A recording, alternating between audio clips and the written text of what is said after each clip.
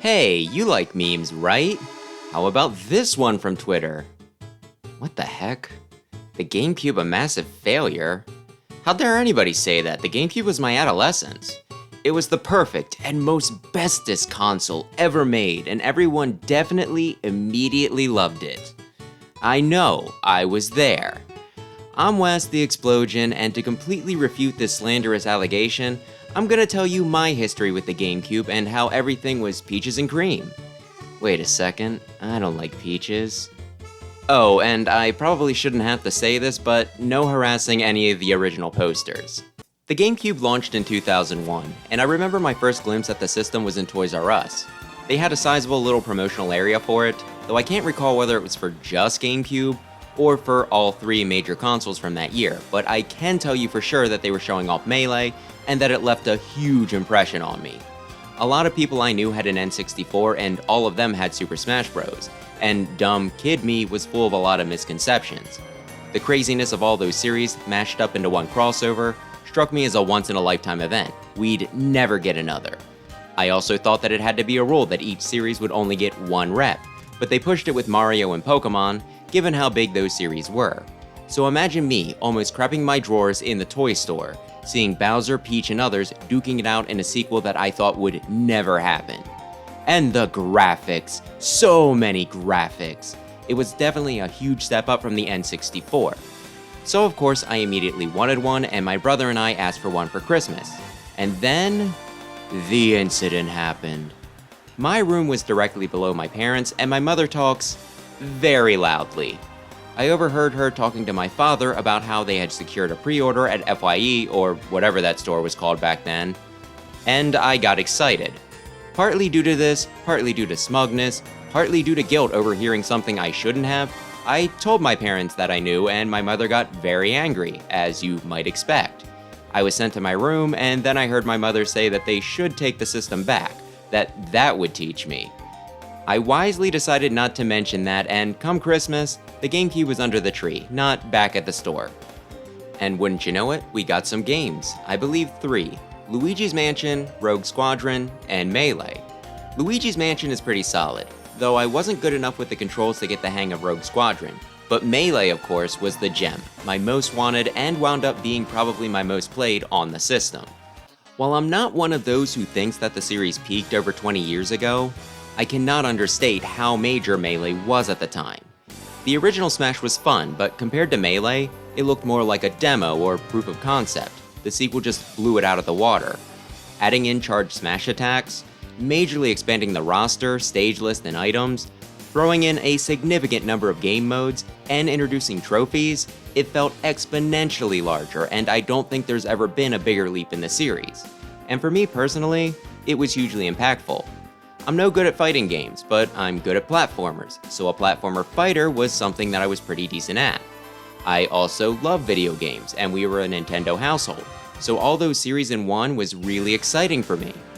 It was actually a gateway to a lot of series that I hadn't touched up till then, games like Metroid and Animal Crossing, even if that second one only had some trophies, and reinforced my interest in other titles that I'd barely played, like Star Fox and Zelda. I also credit Melee with introducing Fire Emblem to the rest of the world, with the inclusion of Marth and Roy, and when we did get an international release on the GBA, it was an immediate play for me. I can't even try to guess just how much time I spent on this game, and I regret none of it. It was definitely a defining experience from my youth. But that's not to say that that was the only game I fell in love with on the system. Pikmin was introduced on the GameCube. I got it immediately, still play it about once a year, have been ride or die for the series since, and even have the little pamphlet that Nintendo sent out to advertise it, complete with the $5 off coupon. It served as my introduction to Animal Crossing, Soul Calibur, and the Tales of series. I spent a lot of time playing Double Dash with my brother to 100% it, and Wind Waker was a longer game that I still found time to play over and over again. I loved playing WarioWare multiplayer. It had one of the few actually good Star Fox games, Assault. F-Zero GX and Cell Damage were both really fun, and it had DBZ Budokai, which was a popular choice for my friends and I. People were excited for the return of Paper Mario Thousand Year Door for a reason, and my first Metroid game was simultaneously Prime and Fusion, which released at the same time so that you could link the two games up. Also, Pac-Man Vs. was a very intriguing idea that I wish I had talked more people into playing with me. To top things off were the Mega Man titles. Sure, the mainline stuff might have moved elsewhere, but X Command Mission and Network Transmission were titles that I played into the ground. There was also the Anniversary and X collections. Before this, I only had 2, 3, and X on cartridges, so this was actually my first time touching most of these games. Playing through the classic series one by one after reading up on boss weaknesses and Nintendo power is one of my fondest memories. So yeah, the Gamecube was not lacking in top tier games, and it has one of my favorite libraries of all time. But do you know what was a failure around that time? The Dreamcast. This was Sega's last console and what made them go from first to third-party publisher. Ha ha ha, Nintendo wins. Okay, I'm mostly joking. Well, what I just said is largely correct, but I don't mean to poke fun at Sega. Despite them being the main rivals of Nintendo, I always had a good opinion of Sega. If I'd had more money, I would have definitely picked up their consoles just to play Sonic. I'm not sure why the Dreamcast failed, but some have told me that it might have been a bit ahead of its time.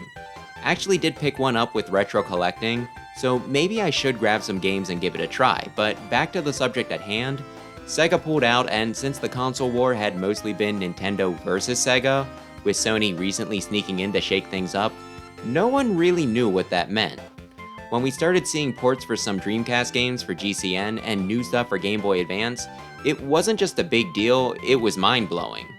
Nintendo and Sega had always been portrayed at each other's throats, not always by the companies directly, but it was called the console wars for a reason.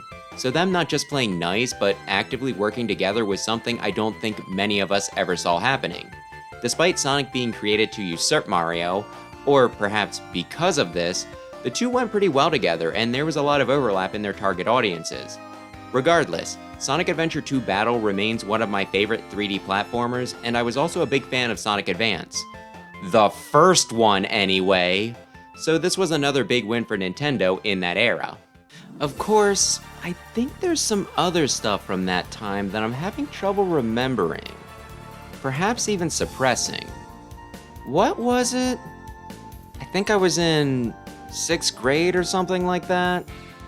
Around middle school? What could it be? Oh yeah! I was bullied for owning a Gamecube. Huh. But I thought the system was beloved. Were they just jealous? Well, it might have something to do with the other consoles that were on the market at that time. The Xbox had Halo and was a first-person shooter system, whereas the PlayStation... I think they just had a lot of stuff, all over the place. I mean, I have some PS2 games that I went back and got, and it's always been a JRPG machine, plus it doubled as a DVD player, which really pushed it forward. But whatever I'm missing due to my blind spot, the point is that these two were considered the mature systems, compared to the fun, colorful, and more family-friendly GameCube, even if it did have some stuff like Resident Evil 4. So yeah, I was made fun of. And I'm not trying to make this into some sob story. I think most people get bullied at some point in their lives, and truth be told, games in general had a slow march towards becoming a more mainstream hobby, and not just something kids or people with nothing better to do did. My point is that owning a GameCube, this supposedly greatest system of all time, actually had a negative impact on my social status, since it was considered the uncool baby choice. I knew exactly one other person in my grade level with a GameCube, and he had at least one of the other consoles, if not all three at the time. So he was dipped in shit and it doesn't count. He even kinda poked fun at me, even if we would sometimes talk about the games on the system. Now, it's worth mentioning that I grew up in a very homogenous area, with a lot of dullards who took themselves way too seriously. While Pokemon was popular, it immediately dried up sometime between Gen 1 and 2, and I was literally one of the only 3 people in my elementary school grade level who liked Power Rangers. You know, that one nostalgic series that won't seem to die. So owning a GameCube might have been a bit more likely to be a societal sin here than in most other places, but let's get back to the memes. Or just the sales figures. The GameCube did not do well, which is a shame. Like I said, the games were great, and as I've seen other people point out, it was actually a powerhouse. I'm not a specs guy, so don't ask me the specifics, but if true, its failure was likely the reason we've gotten more gimmicks from Nintendo than cutting-edge tech since. Interestingly enough, Melee was the one game on the system that everyone respected. I would always be expected to drag my system around, along with that game, and 4 controllers, so that other people could play it. And in their defense, the people I played with weren't the same people that mocked me for my console choice, at least not typically. I think part of the reason I liked Melee so much was also because of how unbeatable I was at that game. I was the only one who got regular practice, and against my brother who was just slightly better than me, so we kept pushing each other to improve. So whenever I would play with others, even if they came at me all at once, I'd still win. Might also explain why I was such a good sport about always packing the system up. It also helped me make a friend, the 3rd kid in our grade level with the system, since we were both impressed with how good the other was in Melee. Anyway, my point here is that regardless of what people say, the GameCube did not sell well, and at least where I lived, it was actually seen as uncool to own. Now, the original poster did reveal that he is quite young, and some people jumped on him for this, saying that since he wasn't around in the GameCube's heyday, he has no knowledge of what it was like. And I do kinda get annoyed when newer players try to tell older ones that Mega Man was never a big deal when he was actually one of the most recognizable and proliferate gaming icons in the late 80s, 90s, and early 2000s. How much his popularity's dried up since just makes it hard to believe. So you might think I'd agree with them here, but no. Not only are the numbers on his side, just look at the sales chart again for both before and after the GameCube, which is important since the increased popularity of video games as a hobby would skew the numbers in modern consoles' favor. But I'm also willing to back him up on this. Me, my turning 36 this year self, who was there and in the thick of it. All of this reminds me of something that my brother and I talk about a lot, the revisionist history that a lot of video games seem to have. A good chunk of games, from what I noticed, will go from reviled to beloved classics after enough time passes, with no acknowledgement of the previous status.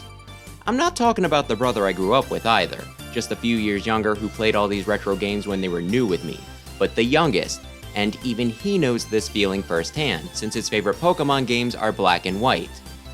And Black 2 and White 2.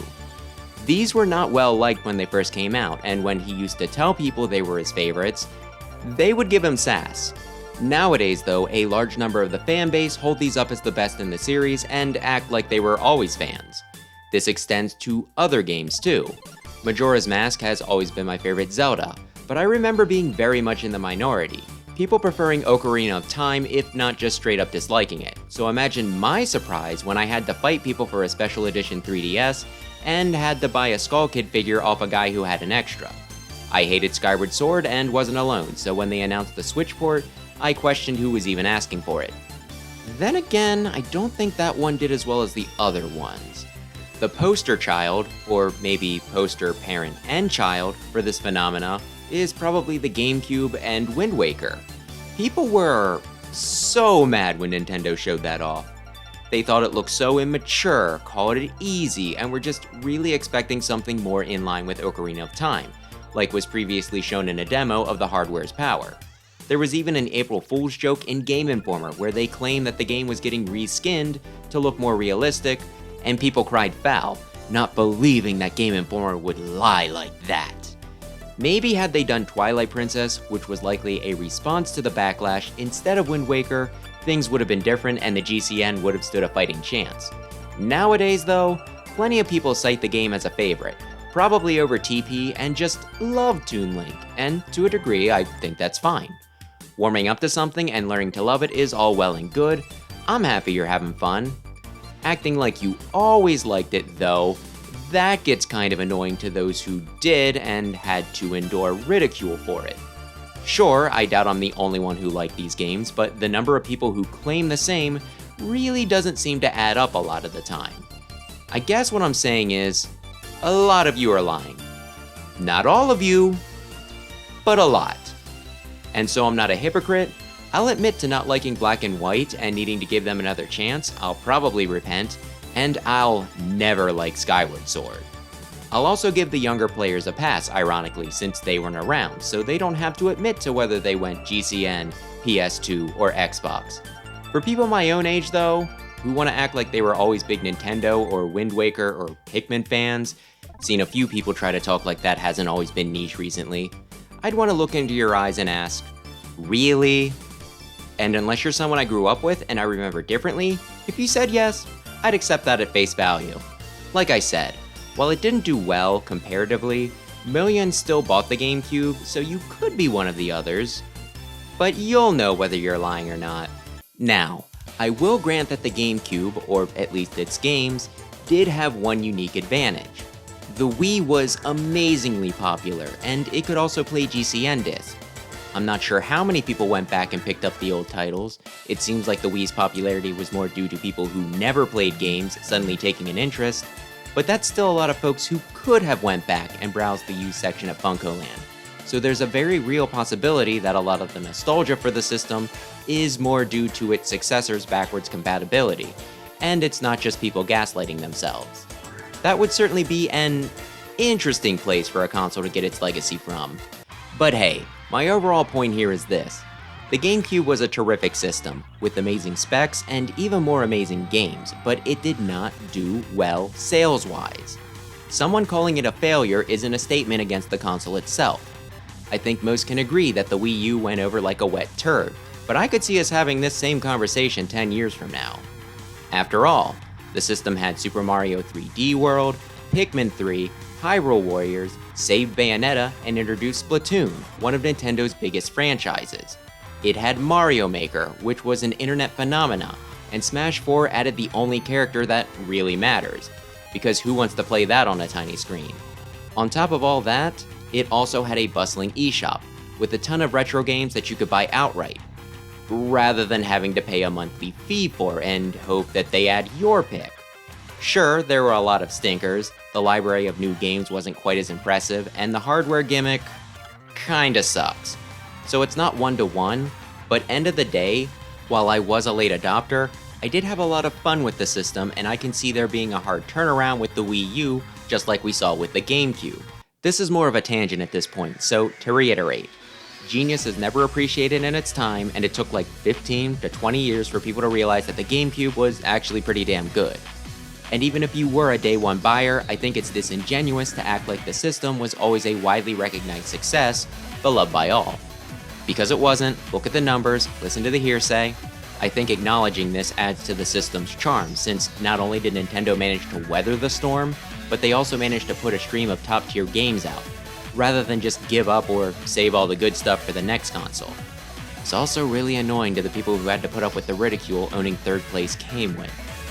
And to address the initial tweet, since the poster wanted genuine discussion, I don't think that's enough to say that the Switch successor is going to be a flop. Even if we don't count handhelds or the Virtual Boy, since they are kind of their own separate thing, that still ignores the stuff before it. The NES and SNES did great, but the N64 apparently did worse than I thought, which ruins the pattern, and even if you do use just the last four, GameCube and Wii U failed for very different reasons. The first one I think was more of an image and lack of DVD player problem. The second was due to Nintendo's arrogance, which also kinda bust up the pattern. Not saying that the next Nintendo console will be a smash success, just that we don't have enough information at this time. Anyway, I've talked enough. What about you? Did you have a GameCube back in the day? Did it pique your interest later? Or did you maybe not even exist at the time? Does anyone have any other stories of getting picked on for owning one, or did I just have crappy classmates?